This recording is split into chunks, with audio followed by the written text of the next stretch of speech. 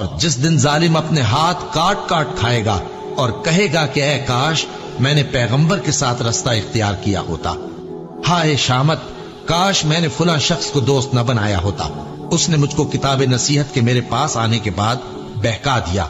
اور شیطان انسان کو وقت پر دغا دینے والا ہے، یوں نہیں، جب زمین کوٹ کوٹ کر برابر کر دی جائے گی اور تمہارا پروردگار جلوہ فرما ہوگا اور فرشتے قطار در قطار آ جائیں گے اور دوزخ اس دن سامنے لائی جائے گی، تو انسان اس دن سوچے گا، مگر اب سوچنے سے اسے فائدہ کہاں مل سکے گا؟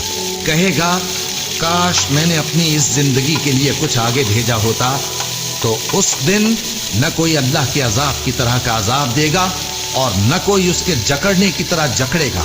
جس دن ان کے چہرے آگ میں الٹ پلٹ کیے جائیں گے تو کہیں گے اے کاش ہم اللہ کی فرما برداری کرتے اور رسول صلی اللہ علیہ وآلہ وسلم کا حکم مانتے۔ اور جس کا نامہ اعمال اس کے بائیں ہاتھ میں دیا جائے گا تو وہ کہے گا اے کاش مجھ کو میرا اعمال نامہ نہ دیا جاتا اور مجھے معلوم نہ ہوتا کہ میرا حساب کیا ہے۔ اے کاش موت میرا کام تمام کر چکی ہوتی، آج میرا مال میرے کچھ بھی کام نہ آیا، مجھ سے میرا اقتدار جاتا رہا۔ حکم ہوگا کہ اسے پکڑ لو، اب اسے طوق پہنا دو، پھر دوزخ کی آگ میں اسے جھونک دو، پھر زنجیر سے جس کی لمبائی 70 گز ہے جکڑ دو، اور ان سے دنیا کی زندگی کی مثال بھی بیان کر دو کہ وہ ایسی ہے جیسے پانی جسے ہم نے آسمان سے برسایا تو اس کے ساتھ زمین کی پیداوار مل کر نکلی، پھر وہ چورا چورا ہو گئی کہ ہوائیں اسے اڑاتی پھرتی ہیں، اور اللہ تو ہر چیز پر قدرت رکھتا ہے۔ مال اور بیٹے تو دنیا کی زندگی کی رونق و زینت ہیں، اور نیکیاں جو باقی رہنے والی ہیں وہ ثواب کے لحاظ سے تمہارے پروردگار کے ہاں بہت اچھی اور امید کے لحاظ سے بہت بہتر ہیں۔ اور جس دن ہم پہاڑوں کو چلائیں گے اور تم زمین کو صاف میدان دیکھو گے اور ان لوگوں کو ہم جمع کر لیں گے تو ان میں سے کسی کو بھی نہیں چھوڑیں گے، اور سب تمہارے پروردگار کے سامنے صف باندھ کر لائے جائیں گے، تو ہم ان سے کہیں گے کہ جس طرح ہم نے تم کو پہلی بار پیدا کیا تھا اسی طرح آج تم ہمارے سامنے آئے، لیکن تم نے تو یہ خیال کر رکھا تھا کہ ہم نے تمہارے لیے قیامت کا کوئی وقت مقرر ہی نہیں کیا، اور اعمال کی کتاب کھول کر رکھی جائے گی تو تم گناہگاروں کو دیکھو گے کہ جو کچھ اس میں لکھا ہوگا اس سے ڈر رہے ہوں گے، اور کہیں گے ہائے شامت یہ کیسی کتاب ہے کہ نہ چھوٹی بات کو چھوڑتی ہے نہ بڑی کو، کوئی بات بھی نہیں مگر اسے لکھ رکھا ہے، اور جو عمل کیے ہوں گے سب کو حاضر پائیں گے، اور تمہارا پروردگار کسی پر ظلم نہیں کرے گا۔ کاش تم ان کو اس وقت دیکھو جب یہ دوزخ کے کنارے کھڑے کیے جائیں گے اور کہیں گے کہ اے کاش ہم پھر دنیا میں لوٹا دیے جائیں تاکہ اپنے پروردگار کی آیتوں کی تکذیب نہ کریں اور مومن ہو جائیں۔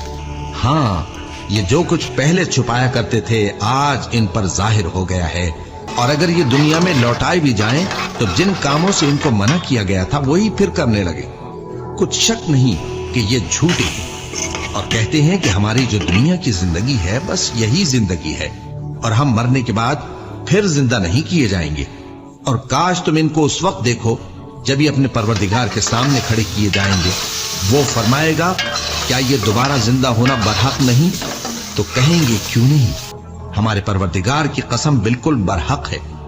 اللہ فرمائے گا اب کفر کے بدلے جو دنیا میں کرتے تھے عذاب کے مزے چکھو۔ جن لوگوں نے اللہ کے روبرو حاضر ہونے کو جھوٹ سمجھا وہ گھاٹے میں آ گئے، یہاں تک کہ جب ان پر قیامت ناگہاں آ موجود ہوگی تو بول اٹھیں گے کہ ہائے اس کوتاہی پر افسوس ہے جو ہم نے قیامت کے بارے میں کی، اور وہ اپنے اعمال کے بوجھ اپنی پیٹھوں پر اٹھائے ہوئے ہوں گے۔ دیکھو جو بوجھ یہ اٹھا رہے ہیں بہت برا ہے، اور دنیا کی زندگی تو ایک کھیل اور مشغلہ ہے، اور بہت اچھا گھر تو آخرت کا گھر ہے، یعنی ان کے لیے جو اللہ سے ڈرتے ہیں۔ کیا تم سمجھتے نہیں؟ یہ لوگ اسی طرح غفلت میں رہیں گے یہاں تک کہ جب ان میں سے کسی کے پاس موت آ جائے گی تو کہے گا کہ اے پروردگار مجھے پھر دنیا میں واپس بھیج دے تاکہ میں اس میں جسے چھوڑ آیا ہوں نیک کام کیا کروں۔ ہرگز نہیں، یہ ایک ایسی بات ہے کہ وہ اسے زبان سے کہہ رہا ہوگا اور اس کے ساتھ عمل نہیں ہوگا، اور ان کے پیچھے برزخ ہے جہاں وہ اس دن تک کہ دوبارہ اٹھائے جائیں گے رہیں گے۔ پھر جب سور پھونکا جائے گا تو نہ تو ان میں قرابتیں رہیں گی اور نہ ایک دوسرے کو پوچھیں گے۔ تو جن کے اعمال کے بوجھ بھاری ہوں گے تو وہی کامیاب ہیں، اور جن کے بوجھ ہلکے ہوں گے وہ لوگ ہیں جنہوں نے اپنے آپ کو خسارے میں ڈالا، ہمیشہ دوزخ میں رہیں گے۔ آگ ان کے چہروں کو جھلس دے گی اور وہ اس میں بد شکل ہو رہے ہوں گے۔ کیا تم کو میری آیتیں پڑھ کر نہیں سنائی جاتی تھیں؟ پھر تم تو ان کو جھٹلائے ہی جاتے تھے۔ وہ کہیں گے اے ہمارے پروردگار، ہم پر ہماری کمبختی غالب آ گئی اور ہم رستے سے بھٹک گئے۔ اے پروردگار، ہم کو اس میں سے نکال دے، اگر ہم پھر ایسے کام کریں تو ظالم ہوں گے۔ فرمائے گا کہ اسی میں ذلت کے ساتھ پڑے رہو اور مجھ سے بات نہ کرو۔ میرے بندوں میں ایک گروہ تھا جو دعا کیا کرتا تھا کہ اے ہمارے پروردگار، ہم ایمان لائے تو تو ہم کو بخش دے اور ہم پر رحم فرما، اور تو سب سے بہتر رحم کرنے والا ہے۔ تو تم ان سے تمسخر کرتے رہے، یہاں تک کہ ان کے پیچھے میری یاد بھی بھول گئے، اور تم ہمیشہ ان سے ہنسی کیا کرتے تھے۔ آج میں نے ان کو ان کے صبر کا بدلہ دیا کہ وہی کامیاب ہو گئے۔ اللہ پوچھے گا کہ تم زمین میں کتنے برس رہے؟ وہ کہیں گے کہ ہم 1 روز یا 1 روز سے بھی کم رہے تھے۔ شمار کرنے والوں سے پوچھ لیجئے۔ اللہ فرمائے گا کہ وہاں تم بہت ہی کم رہے، کاش تم جانتے ہوتے۔ کیا تم یہ خیال کرتے ہو کہ ہم نے تم کو بے مقصد پیدا کیا ہے، اور یہ کہ تم ہماری طرف لوٹ کر نہیں آؤ گے؟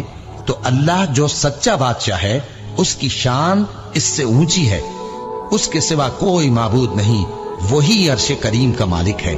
اے پیغمبر، میری طرف سے لوگوں کو کہہ دو کہ اے میرے بندو، جنہوں نے اپنی جانوں پر زیادتی کی ہے، اللہ کی رحمت سے نا امید نہ ہونا۔ اللہ تو سب گناہوں کو بخش دیتا ہے، بے شک وہی تو ہے بڑا بخشنے والا، بڑا مہربان۔